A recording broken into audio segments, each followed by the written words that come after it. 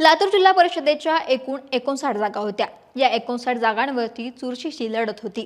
निवडणुकीमध्ये काँग्रेस, भाजप या दोन प्रमुख पक्षांमध्ये लढत होती। काँग्रेसचे नेते अमित देशमुख, भाजपचे संभाजी पाटील निलंगेकर, अभिमन्यू पवार यांनी प्रचार सभा गाजवल्या होत्या।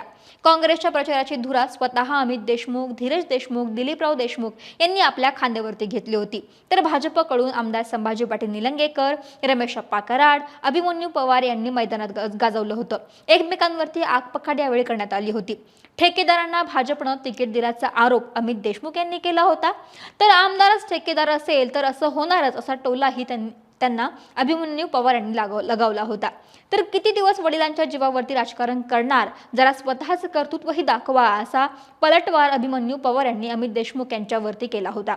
त्यामुळे या तीनही नेत्यांची प्रतिष्ठा या ठिकाणी पणाला लागलेली होती। अशात मतमोजणीच्या दिवशी सुरुवातीपासूनच काँग्रेस आघाडीवरती होतं, पण हळूहळू भाजप सुद्धा टफ फाईट देऊ लागलं।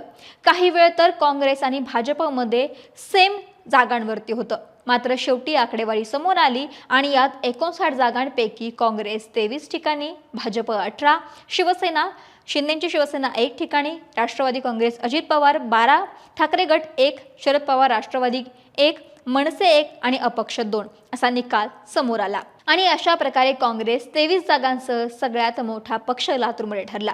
पण तरी सत्तेपासून काँग्रेसला मात्र दूर राहावं लागणार आहे, कारण भाजप आणि राष्ट्रवादी काँग्रेसने चांगलं यश मिळवून आणलेलं आहे आणि महायुती एकत्र आल्यानं सत्ता स्थापनेसाठी महायुतीकडे 31 जागांवरती विजय मिळवलाय।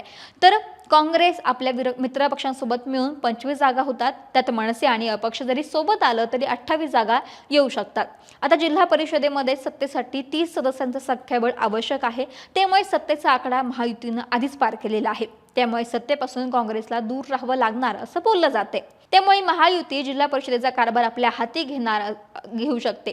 काँग्रेसला मात्र बहुमतासाठी बरीच जुळवाजुळव करावी लागणार आहे।